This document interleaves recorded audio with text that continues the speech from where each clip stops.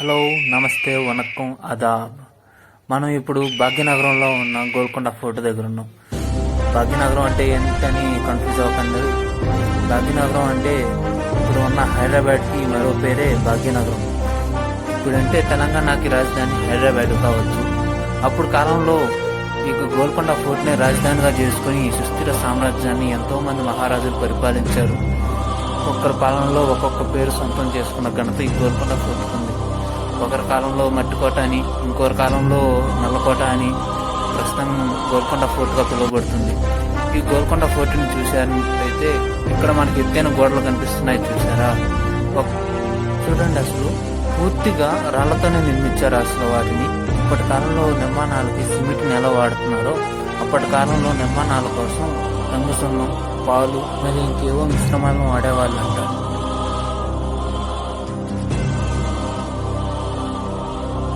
మనం కొంచెం ముందుకు పోతే ఇక్కడ మనం ఈ గోల్కొండ ఫోర్ట్ యొక్క మ్యాప్ పాయింట్, ఇంకా ఈ మ్యాప్ పాయింట్ లో మనకి గోల్కొండ ఫోర్ట్ క్లియర్ గా కనిపిస్తుంది. చూడండి, ఇది దాదాపు 7 కిలోమీటర్ల విస్తీర్ణం వరకు ఉండేదంట. అక్కడి నుంచి కొంచెం ముందుకు పోతే మనకి టికెట్ కౌంటర్ కనిపిస్తుంది. చూడండి, ఇక్కడ టికెట్ ప్రైసెస్ అన్ని క్లియర్ గా మేనేజ్మెంట్ వాళ్ళు ప్రొవైడ్ చేస్తున్నారు. ఫోన్ పే ఇక్కడ అవైలబుల్ లేదు, ఓన్లీ బై హ్యాండ్ క్యాష్ మాత్రమే మనం తీసుకురావాల్సి ఉంటుంది. ఇక్కడ క్యూ చూశారు కదా, ఇదే కోటలోకి ఎంట్రన్స్. ఇక్కడ జనాలు వచ్చే ఎంట్రన్స్ చూడండి ఎంత చిన్నగా ఉందో. చిన్నగా ఎందుకు ఉందంటే మేస్త్రి కట్టేటప్పుడు ముందు దాకా కొనుక్కున్నాడు అనుకుంటారేమో. కాదండి, ఇది కోటకి ఎంట్రన్స్ ప్రొడక్షన్ కోసం. ఏ విధంగా ప్రొడక్షన్ అనుకుంటున్నారా? ద్వారం చిన్నదిగా ఉన్నప్పుడు కోట గోడకి పెద్ద ఆయుధాలను లోపలికి తీసుకురాలేదు కదా. అలాగే ఇక్కడ నుంచి కొంచెం పైకి చూస్తే ఇక్కడ మనకి కొన్ని దండాలు కనిపిస్తాయి. ఎందుకంటే ఒకవేళ శత్రు సైన్యమైనా సింహద్వారం మీద అటాక్ చేస్తే వాళ్ళ మీద సరిగ్గా వేడి నూనె పడే విధంగా ఈ రంధ్రాలను ఏర్పాటు చేశారు. ఇది ఒక మాటలో చెప్పాలంటే ఇది ఒక ట్రాపింగ్ అన్నమాట.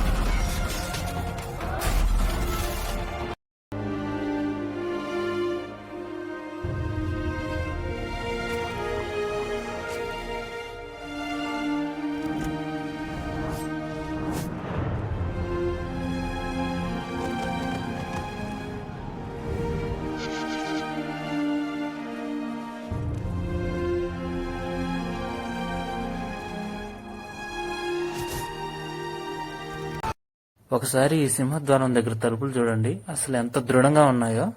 ఈ డోర్స్ కి ప్రొటెక్షన్ కోసం వీటిపైన సోలార్ లాంటి ఆకారాలు నిర్మించారంట. ఏవైనా ఏనుగు వంటి బలమైన జంతువులతో వీటి మీద దాడి చేసినా గానీ వాటికి తిరిగి గుచ్చుకునే విధంగా వీటిని ఏర్పాటు చేశారంట. ఈ కోటకు రక్షణ వలయం ఎంత అద్భుతంగా ఉందో కదా. గోల్కొండ ఫోర్ట్లో ఇంకో చెప్పుకోదగిన విషయం ఏంట్రా అంటే ఇక్కడ మ్యాజికల్ సౌండ్ సిస్టమ్. రాజును కలవడానికి ఎవరైనా విఐపి అటువంటి వాళ్ళు వచ్చినప్పుడు ఇక్కడ కింద నుంచే అక్కడ పైన ఎక్కడో ఉన్న రాజమహల్లో ఉన్న రాజుకి సంకేతాన్ని అందించే వాళ్ళంట. అనేది ఇప్పటి సాంకేతిక ఇప్పటి సాంకేతిక నిపుణులకు కూడా అంత చెప్పిన ఒక మాయాజాలం. అసలు ఇలా ఎలా కుదురుతుంది అనుకుంటున్నారా? అదే ఎంతదాకే చెప్పాను కదా, మ్యాజికల్ సౌండ్ సిస్టమ్. ఇక్కడ రూఫ్ మీద మనకి ఒకటి కనిపిస్తుంది, చూస్తున్నారా? డైమండ్ షేప్ లో. ఇదే సౌండ్ రిసీవర్ అంట. ఇక్కడ నుంచి భటులు చప్పట్ల ద్వారా రాజుకు తెలియజేసేవాళ్ళంట. ఇక్కడ చప్పట్లు కొట్టినప్పుడు అక్కడ రాజమహల్లో పైన ఉన్న రాజుకి పలానా వాళ్ళు వచ్చారు అని వాళ్ళ చప్పట్ల కోడింగ్ తో రాజుకు తెలియజేసేవాళ్ళంట. అది అక్కడ కనిపిస్తుంది, అదే రాజమహల్. ఒకవేళ ఈ సింహద్వారాన్ని శత్రువులు ఛేదించి లోపలికి వచ్చినా గానీ వాళ్ళ మీద దాడి చేయడానికి అనుకూలంగా ఇక్కడ మనకి ఎంట్రన్స్ లోనే వాళ్ళు ఫిరంగిని ఏర్పాటు చేయడం మనం చూడొచ్చు. ఇక్కడ నుంచి మనం కొంచెం ఎడమవైపు తిరిగితే ఇక్కడ ఒక పెద్ద బిల్డింగ్ కనిపిస్తుందో చూస్తున్నారా? దీన్ని ఇప్పుడు ప్రభువులు ఆయుధ కర్మాగారంగా ఉపయోగించే వాళ్ళంటారు. ఇక్కడ నుంచి మనం చూసినట్లయితే కోట వ్యూ క్లియర్ గా కనిపిస్తుంది. చూసారా? అదే పైన ఉన్నదే రాజమహల్.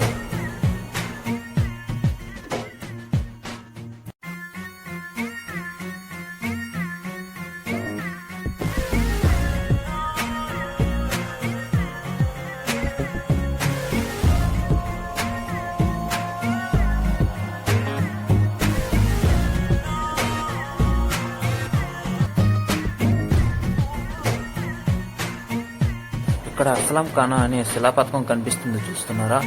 ఇక్కడికి వచ్చిన తర్వాత ఆ పక్కన ఎడమ వైపు ఉన్న కిటికీలో చూశారంటే మనకి అప్పటి రాజుల కాలంలో ఉపయోగించిన ఆయుధాలను మనం క్లియర్గా చూడొచ్చు. ఇదిగో చూడండి, ఇవేనంటండో అప్పుడు రాజుల కాలంలో బట్లు ఉపయోగించినటువంటి ఆయుధాలు.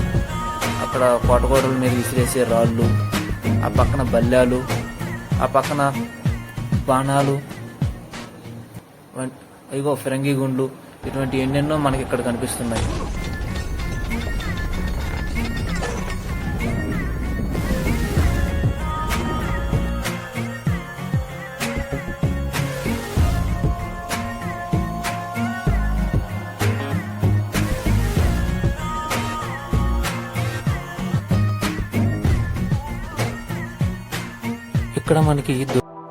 ఇక్కడ దూరంగా ఒక మహల్ కనిపిస్తుంది, చూస్తున్నారా?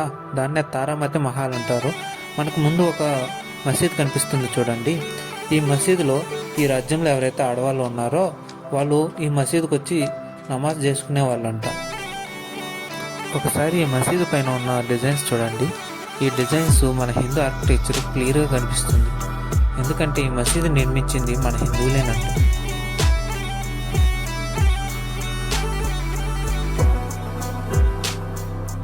ఈ గోల్కొండ ఫోర్టు రాజ్ దర్బార్లో ఎవరినైనా కలవాలి అంటే ఇక్కడికి వచ్చి చప్పట్ల ద్వారా వాళ్ళకి తెలియజేసే వాళ్ళంట. ఒకరికని 2 సార్లు చప్పలు కొడితే ఇంకొకరికని వాళ్ళే కోడింగ్ లాంగ్వేజ్లు అనేవి వాళ్ళు ఏర్పరచుకున్నారంట. ఇక్కడ పక్కకు వచ్చినట్లయితే ఇక్కడ మనకి నివాస గృహాలు అవి కనిపిస్తాయి. రాజ్ దర్బార్లో పనిచేస్తున్న ఆయా సైనికులకి వాళ్ళకి. రాజ్యంలో సైనికులు ఉండే నివాస గృహాలు అంటున్నారు, కాకపోతే ఇక్కడ ఏవి గదుల్లా లేవు అని చెప్పి ఆలోచిస్తున్నారా? అంటే ఇప్పట్లాగా మనకున్నట్టు అప్పుడు ఫ్యాన్లు లైట్లు ఆ విధంగా లేవు కదా. సో గాలి వెలుతురు వాటి కోసం ఈ విధంగా నిర్మించారంట. అప్పుడు సైనికులు ఉండేదేమో కానీ ఇప్పుడైతే గబ్బిలాలు అయితే ఇక్కడ బాగా తిరుగుతున్నాయి.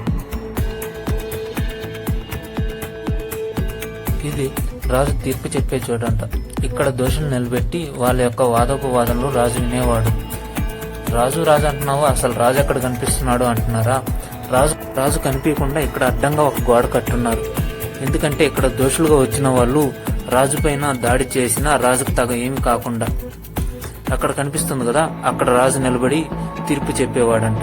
ఈ కింద నిలబడిన దోషులు ఎవరైనా రాజుకు సంబంధించిన వాళ్ళైనా సరే నిష్పక్షపాతంగా వాళ్ళకి తీర్పు చెప్పేటట్టు.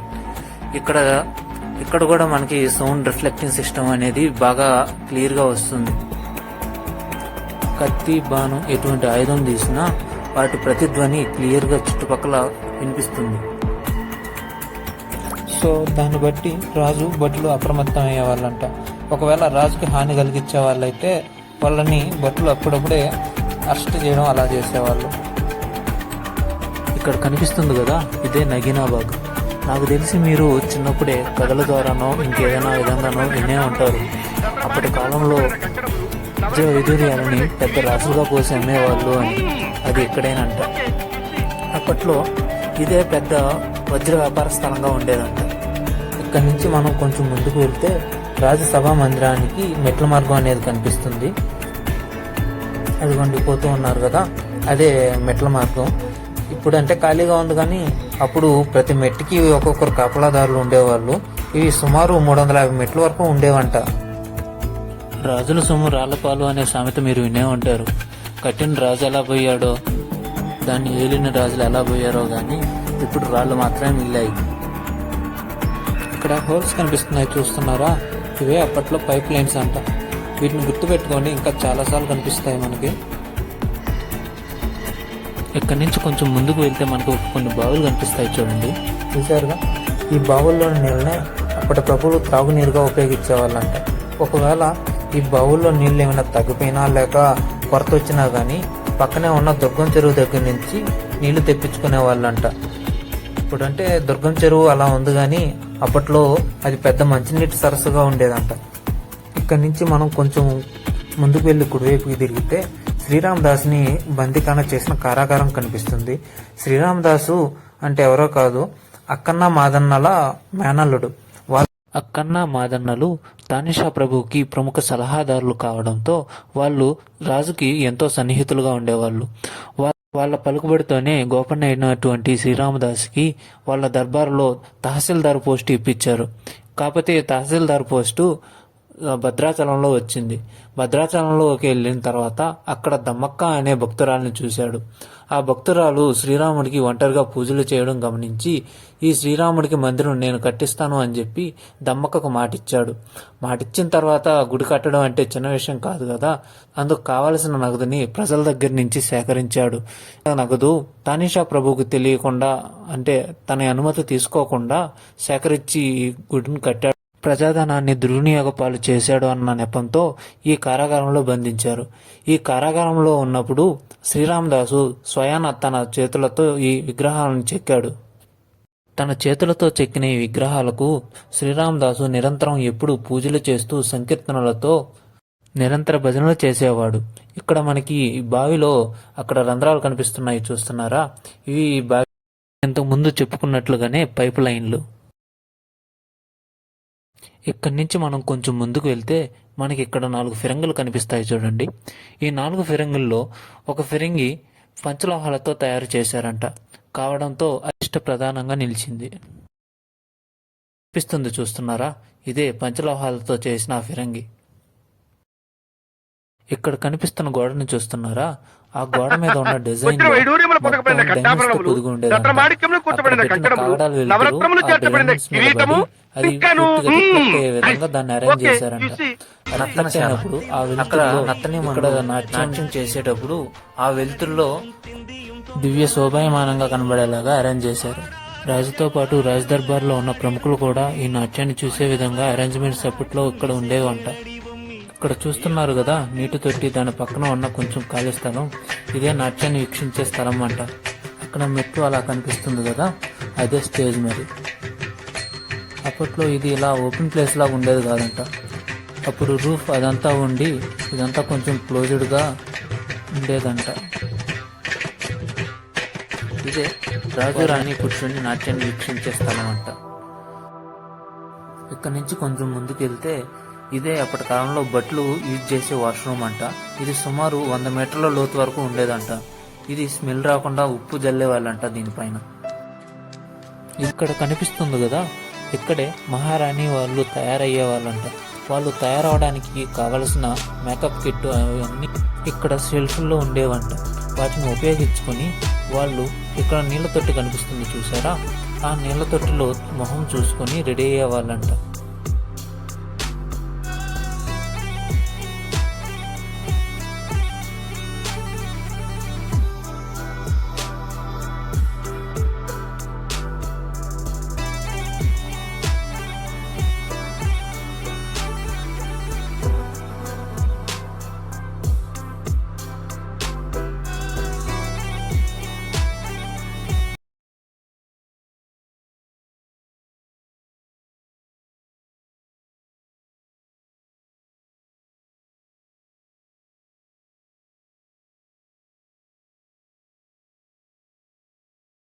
కదా అంటారా?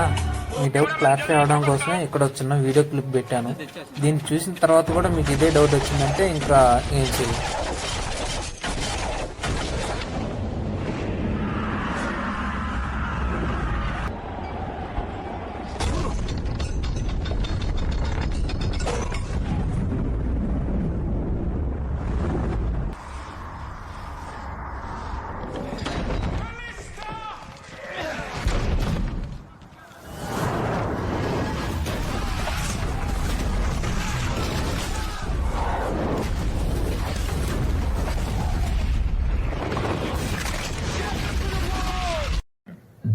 ఇక్కడ మీరు చూసినట్లయితే మనకి ఆ పైన ఇంకో మసీదు కనిపిస్తుంది చూడండి.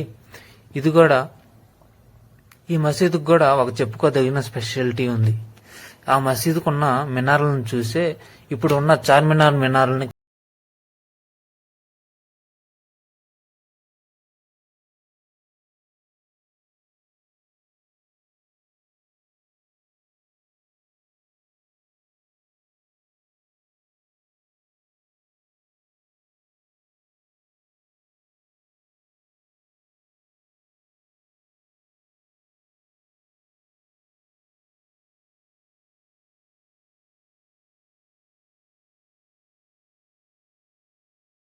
అదన్న వాళ్ళు ప్రముఖ సలహాదారులు రాజు తానిషా ప్రభుల వారికి.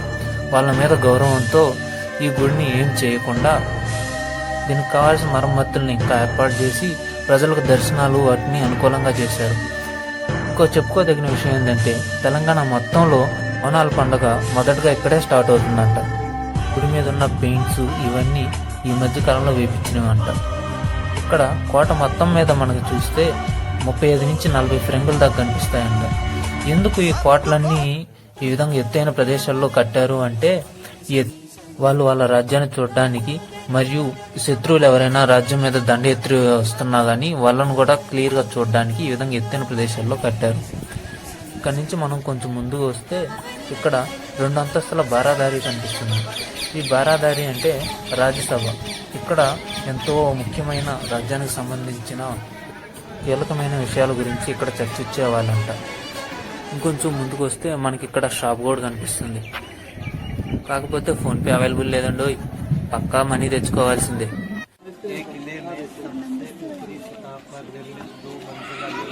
ఇదిగోండి ఇక్కడ మనకు కనిపిస్తుంది చూసారా, ఇదే బారాదారి బిల్డింగ్. ఇది 2 అంతస్తుల వరకు ఉంటుంది.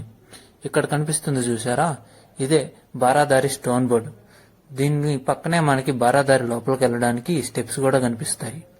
బారాదారి పైకి ఎక్కాక అక్కడి నుంచి లెఫ్ట్ తిరగగానే మనకి ఎదురుగా కనిపించే స్థలమే మహారాజు కూర్చునే స్థలం. మహారాజు కూర్చునే స్థలానికి పక్కనే ఎడం వైపు ఉన్నది మహారాణి కూర్చునే స్థలము. ఇక్కడ రాజుతో చర్చించడానికి వచ్చిన ప్రముఖులు ఈ కింద నిలబడి మహారాజుతో చర్చించేవాళ్ళు. ఇక్కడ ప్రస్తుతం మనం ఉండేది మొదటి అంతస్తు. అక్కడ మెట్లు కనిపిస్తున్నాయి చూసారా, ఆ మెట్ల నుంచి వెళ్తే మనం పైకి వెళ్ళొచ్చు 2వ అంతస్తుకి. ఇక్కడ కింద మనకి సిమెంట్ తో కట్టిన ఇంకోటి కనిపిస్తుంది చూడండి. ఇది ఎందుకు కట్టారంటే ఇక్కడ సొరంగం మార్గం ఉండేదంట. ఇప్పుడు ఆర్కిటెక్చర్ వాళ్ళు దాన్ని క్లోజ్ చేసేసారు. ఇది ఇక్కడ నుంచి సుమారు 7 కిలోమీటర్ల వరకు ఉంటుందంట రాజ్యం అవతల వైపుకి. ఏవైనా యుద్ధాలు అలా జరిగినప్పుడు రాజు సురక్షితంగా తప్పించుకోవడానికి వీలుగా ఈ సొరంగ మార్గాన్ని నిర్మించారు.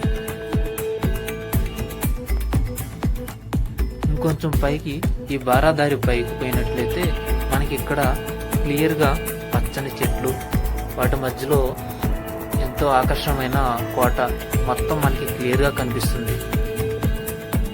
ఈ గోల్కొండ ఫోర్టు సుమారు 7 కిలోమీటర్ల విస్తీర్ణం వరకు ఉంటుందంట. 7 కిలోమీటర్లు విస్తీర్ణం అన్నారు, కానీ ఇల్లులేమో లోపలే కట్టేస్తున్నారే. 7 కిలోమీటర్ల యువతలా అంటారా? నేను పడితే భూమి, ఇందే పడితే ఇల్లు అంటారు కదా. మేబీ ఆ ఫార్ములా ఇక్కడ పనికొస్తుందేమో.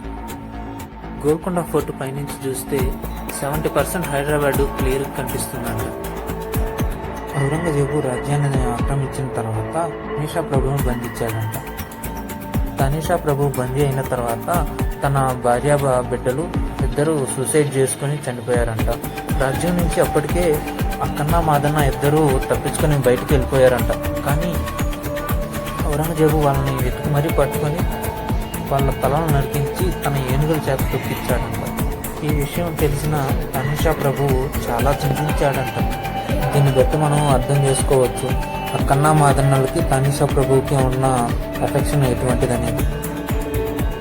అన్నట్టు చెప్పడం మర్చిపోయాను, హైదరాబాద్ నుంచి ఇక్కడికి రావడానికి మెహదీపట్నంకి వచ్చారంటే అక్కడి నుంచి ఆటోస్ అన్నీ బాగా అవైలబుల్గా ఉంటాయి. బస్సులు అంటే డైరెక్ట్గా రావడానికి అయితే 505D అని ఒకటి, 65G అని 2 బస్సులు మాత్రమే ఉన్నాయి. ఒకటి అవి ఉదయం ఒకసారి సాయంత్రం ఒకసారి మాత్రమే వస్తాయంట. ఇంకా మిగిలిన టైం అంటే ఇంకా ఖచ్చితంగా ఆటో మీద ఆధారపడాల్సిందే. ర్యాపిడో, ఊబర్ వంటి సర్వీసెస్ ఇక్కడికి బాగా అవైలబుల్గా ఉన్నాయి. సో బస్సులు మిస్ అయితే ఎలా అనుకోవాల్సిన అవసరం అయితే లేదు. సో ఈజీగా వచ్చేయచ్చు. ఇక్కడ చూశారు కదా ఈ కోటలో ఎంత శిథిలం అయిపోయినట్టుగా ఉన్నాయో. ఒకనొకప్పుడు ఇక్కడ సీలింగ్స్, రూఫ్స్ అన్నీ ఉండేవి వీటికి. కానీ ఔరంగజేబుతో జరిగిన యుద్ధంలో ఇవన్నీ పోయాయంట. ఇక్కడ చూసినట్లయితే మనకి సౌండ్ రిఫ్లెక్టింగ్ సిస్టమ్ అనేది మనం ఇక్కడ కూడా చూడొచ్చు. అక్కడ పైన డైమండ్ కనిపిస్తుంది కదా, అక్కడి నుంచి సౌండ్ ట్రాన్స్మిట్ అవుతుంది. చిన్న శబ్దం అయినా సరే అక్కడ తాత కనిపిస్తున్నాడు కదా, ఆ తాత ఆ గోడల దగ్గర చెప్పిన చిన్న మాట కూడా సౌండ్ రిఫ్లెక్షన్ ద్వారా ఆ డైమండ్ దగ్గర నుంచి మనకి క్లియర్ గా కనిపిస్తుంది. ఇక్కడ ఫోన్ మైక్ అవడం వల్ల దీన్ని సరిగా రిసీవ్ చేసుకోలేకుంది ఆ సౌండ్ ని. మామూలుగా మీరు లైవ్ లో అయితే ఆ సౌండ్ ని బాగా క్లియర్ గా అబ్జర్వ్ చేయొచ్చు. కొంచెం ముందుకు వస్తే మనకి శవస్నానశాల కనిపిస్తుంది. ఇక్కడ మంచి నీళ్లు తొట్టే, వేడి నీళ్ళు తొట్టే, చల్ల నీళ్ళు తొట్టే ఇన్ని రకాలుగా ఉంటాయి. ఇది గోల్కొండ ఫోర్ట్ ఇంకో మ్యాప్. దీంట్లో మనం క్లియర్ గా మనం ఏ ప్లేస్ లో ఉన్నాము, ఎక్కడ ఉన్నాము, ఇంకా ఏమైనా ప్లేస్లో ఏమైనా కవర్ చేయడం మిస్ అయినా కానీ దీని ద్వారా చూసి మనం వాటిని కవర్ చేసేయచ్చు. ఇక్కడ కనిపిస్తుంది కదా, ఇది సుమారు 250 కేజీల వరకు ఉంటుందంట. ఇప్పుడంటే గవర్నమెంట్ జాబ్లు అవి ఇవ్వడానికి ఆ టెస్ట్లని ఈ టెస్ట్లని ఏవో ఎంట్రన్స్ టెస్ట్లని పెడుతున్నారు. కానీ అప్పట్లో కేవలం ఒకటే ఒక టెస్ట్. దీన్ని అయితే ఎవరైతే ఎత్తగలరో వాళ్ళకి ఈ కోర్టులో జాబ్ కన్ఫర్మ్ అంట. మరి ఎవరైనా కోర్టులో జాబ్ కావాలంటే వచ్చి ట్రై చేయొచ్చు. ఇక్కడ కొంచెం పక్కకు వచ్చినట్లయితే ఇక్కడ మనకు కనిపిస్తున్నాయి కదా, ఇవే అప్పటి కాలంలో ఉన్న సైనికులు నివసించడానికి రాజులు కేటాయించిన వసతి గృహాలంట. Okay, thank you for watching friends.